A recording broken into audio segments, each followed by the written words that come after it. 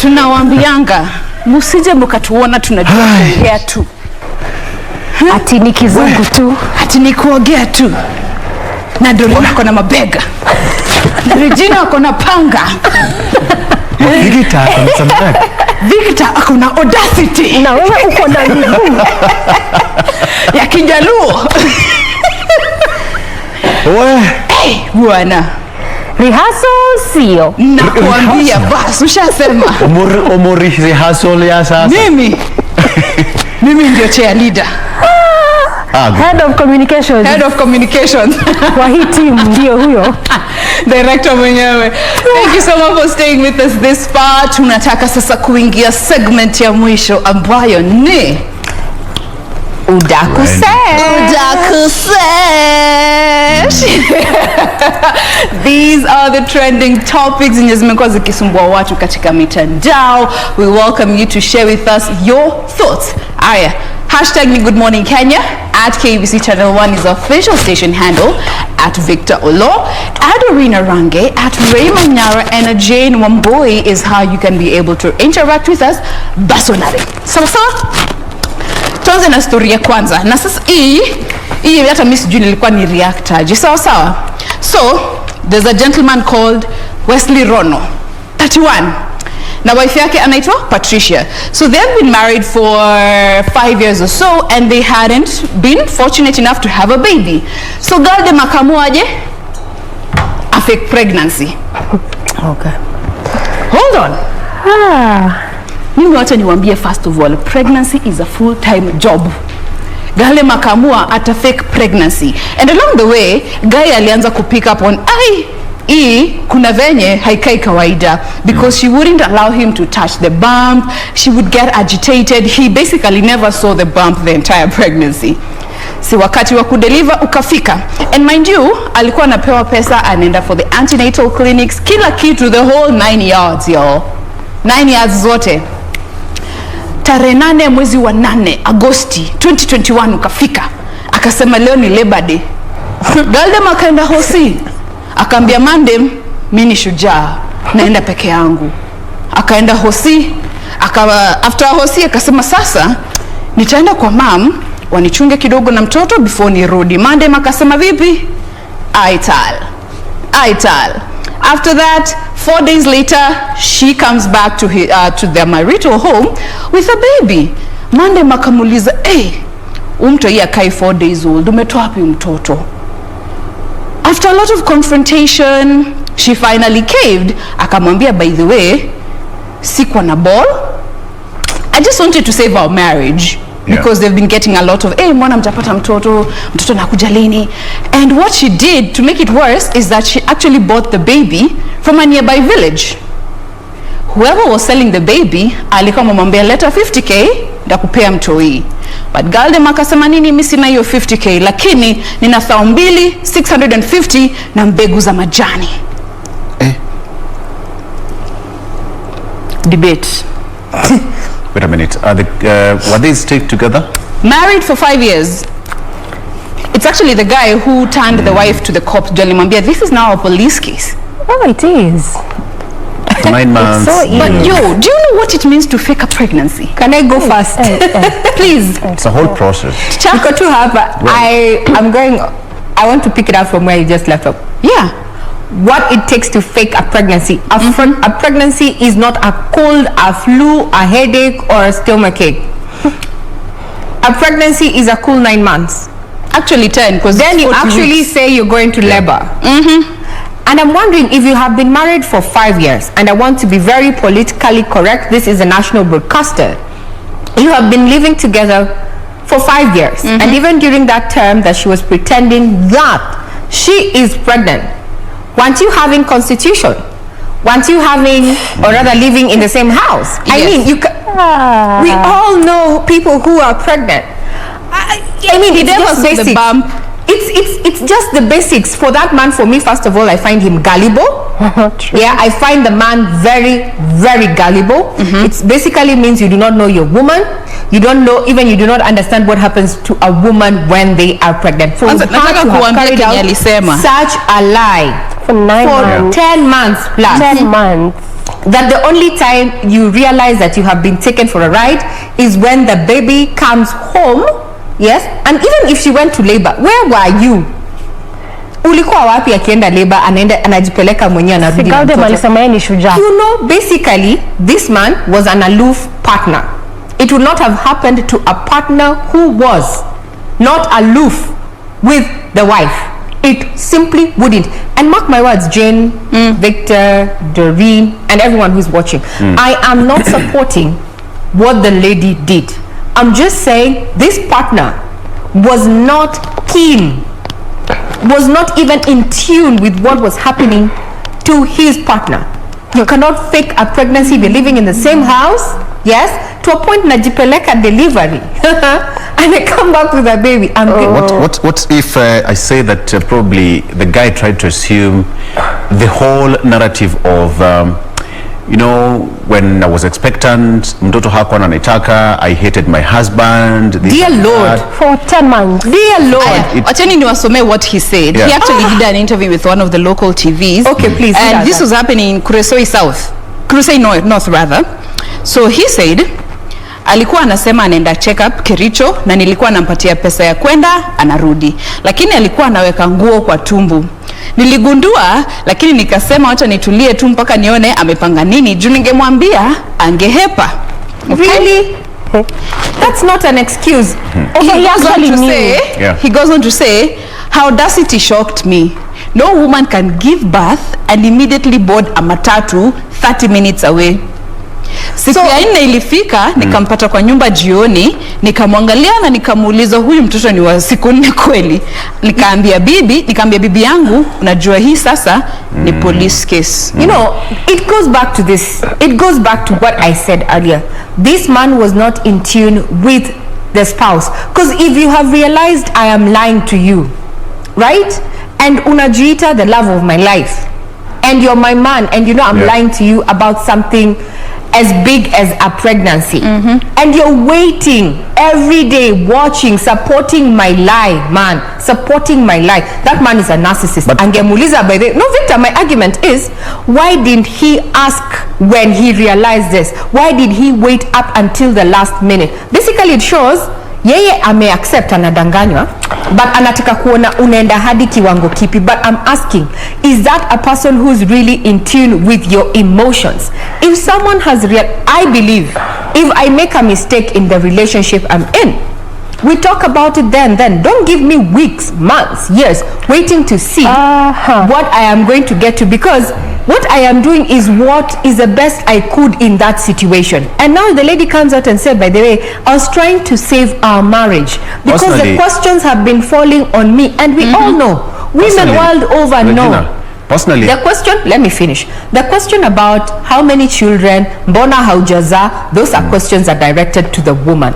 If this man had actually approached the wife before it got to where it is right now, we are discussing about it on the national television, it is a police case, they would have arrested the situation. I am not supporting what she did. I'm just saying that relationship has a communication breakdown. These people were just coexisting, because kama unaona nguo zinafungwa kwa tumbo na unabado unapeana hiyo pesa, what type of a person are you? Unapenda kudanganywa kwa miaka, I mean, what for 10 months? Imagine that.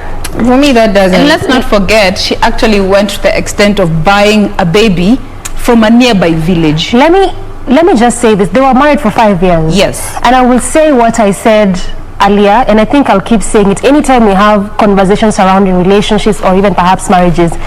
It's still, for me, and I still really think and I believe it still boils down and goes down to conversations in this perspective.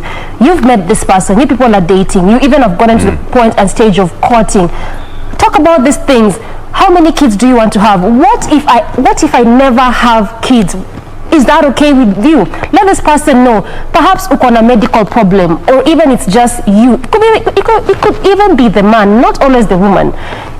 If I can never sire kids, if I can never give birth, is that okay? Let this person know. If they're okay, then continue with the get married. If they're not, then just stop it there, because I really don't see and think why we need to be having such kind of conversations that I wanted to save the marriage.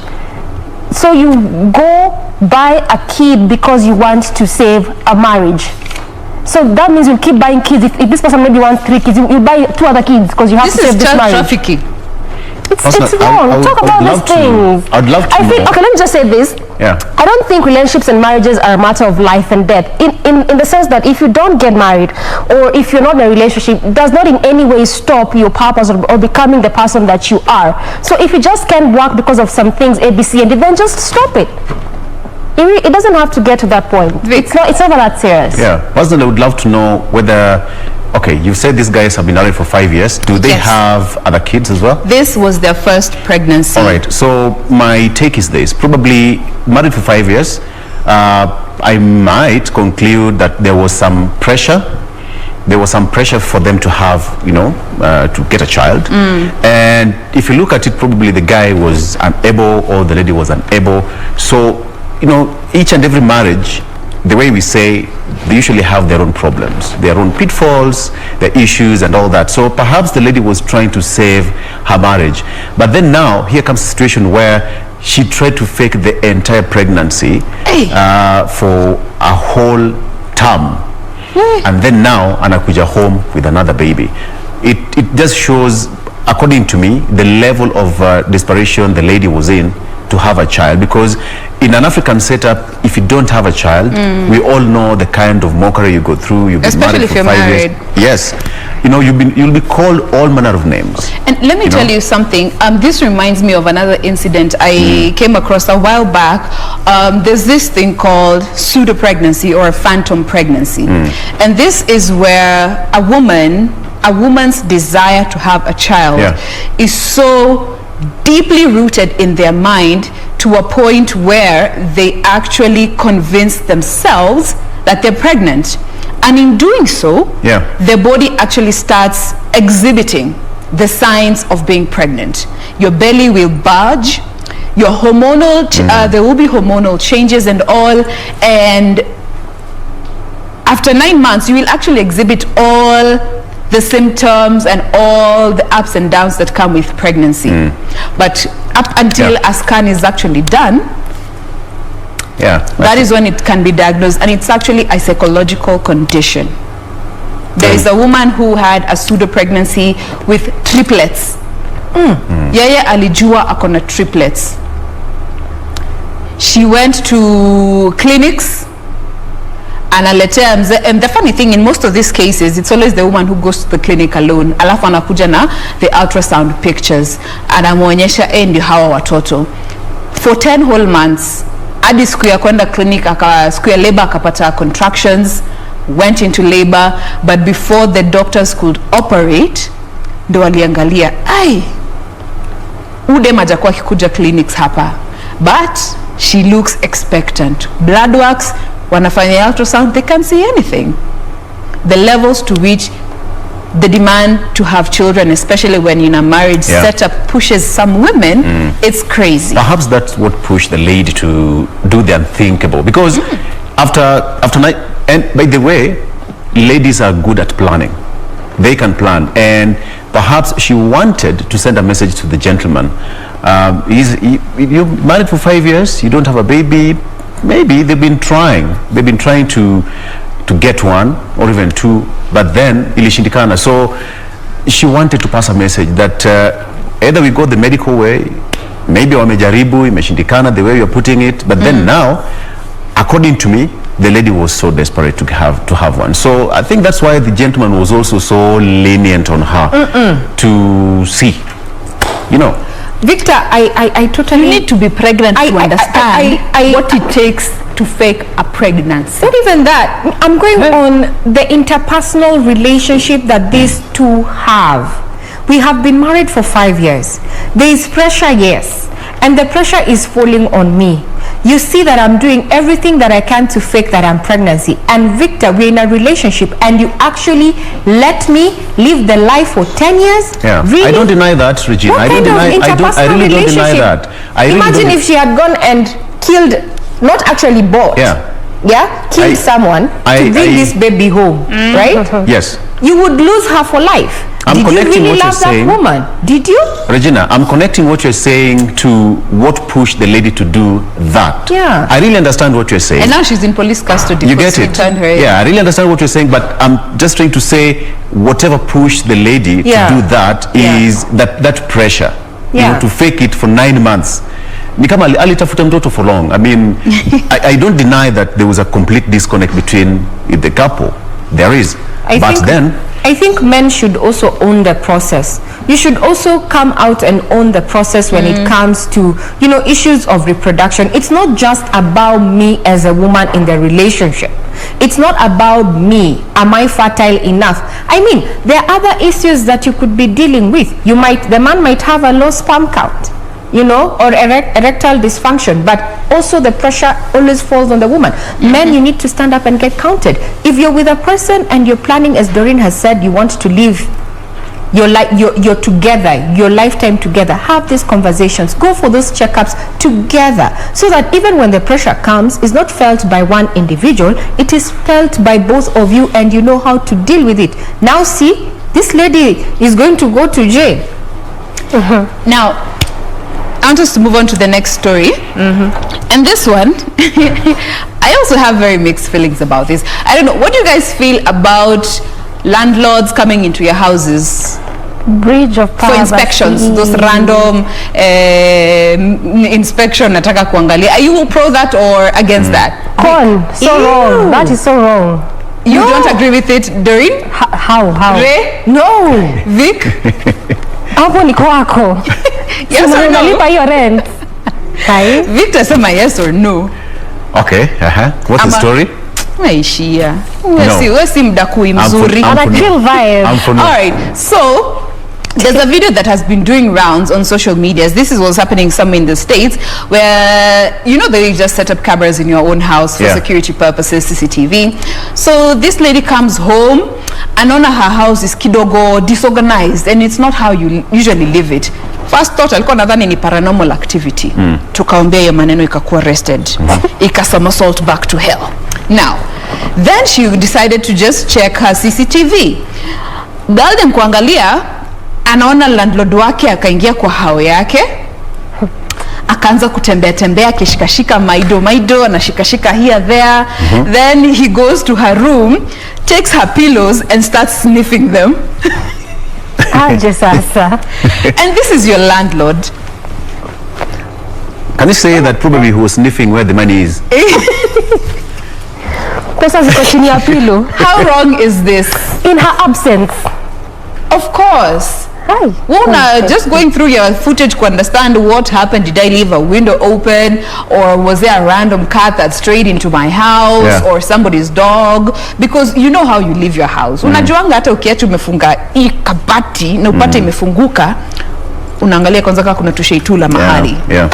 Actually, it's quite paramount that anytime you walk into your house, first do that. It's called lap of honor. You walk around, check if how you locked your door properly, are your things still intact. It's quite in order, even if you leave for a day, because the question is, how did he even access the house? You know, in the States, landlords have access to the tenants' houses, and this is for security purposes. Even when cops show up at your place, they will call the landlord or the the caretaker to help them access that door.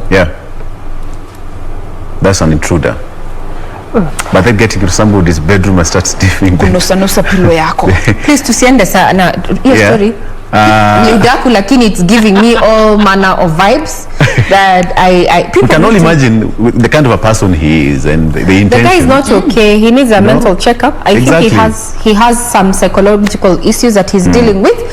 And because I have nothing more to say, let me just rather mention a few people who have tuned in and are responding to us on Twitter. We have Richard Muhia Boro, who says, honestly, I support that lady. He's responding to this topic that we were having. Yes, being childless is a big trauma. I still think to save the situation, if you're trying 3 years, the lady ajipange before her baby goes for checkup. I have seen people really suffer. Doreen, where basically I was contributing to what we're saying. Then Danson Mwandago says show is on fire, imenifanya nikasahau ni kama niko TBT, imenipeleka moja kwa moja hadi weekend, mpewe sifa. Thank you very much, Danson. Tell us, remember when you're watching, tell us where you're watching this particular program from. We also have Richard Muhia, who is asking, Ray Manyara, check Jain Wambui, hiyo coffee yake iko sawa? Jane, you need to tell us if your coffee is okay, because there's a viewer who's worried that, you know. Okay, ni maji, Richard, she's taking water. So imagine if she took coffee or any other stimulant. Moving on forward, we have William Mwaburi, who says, good morning, Kenya. Watching from Watamu, the dynamic quadruple. You look good today. How are you? We are very, very well. Thank you very much. Everyone else who is watching, we have Mark Rubia, who says, he's talking about the issue of the hospitals and the bill that we were talking about, the proposed bill there. He says that's deep, and I've had first-hand experience, and it could have actually gone south. I have had more than my fair share of the same. So he was just contributing to having that. There's Isaiah Ombura, who says, I'm watching live from Mombasa CBD. Thank you very much. We're also having someone here who is asking, mtakuja Uganda lini? That's a question tagged to our producers there, Martin and Ben Gui. Swali hii imeulizwa hapo kwa platform, tunaenda Mombasa lini? I mean Uganda. I'm obsessed with Mombasa, yeah? Okay, summer and all that stuff. Then there's Gallant, who says, good morning. It seems everybody's watching. Remember, we are live. You can get us on Twitter at KBC Channel 1 News, at Ray Manyara, at Doreen Arange, at Victor Oloo. Yes, everybody who is watching, including those who always watch us, especially our viewers from Nairobi area, they're led by Jackson. Thank you very much for keeping us company. We are not done. Udaku Sesh is still ongoing. Tuendelee, Jane. Hata ni kama tumekaribia kunyogwa time. Tumekaribia? Tunamalizia. So Victor amesema ukiingia unafaa kupiga lap of honor in your house. Yes. Scan the area. Ujue kama mambo iko sawa. Yeah. Sasa, as we get to close the show, we want to leave you with a few tracks. Na hii moja ni wakumbusha, mukae na sisi mpaka tupatane madi. Jitagwa Jain Wambui wa Kifira, uyu ni Victor Oloo, uyu haha iguru ni Regina wa Manyara, na uyu goko ni Doreen Arange. We leave you with, stay with me. Stay with me. And all the sugar lovers, we are in the same boat. Oh, all the sugar lovers.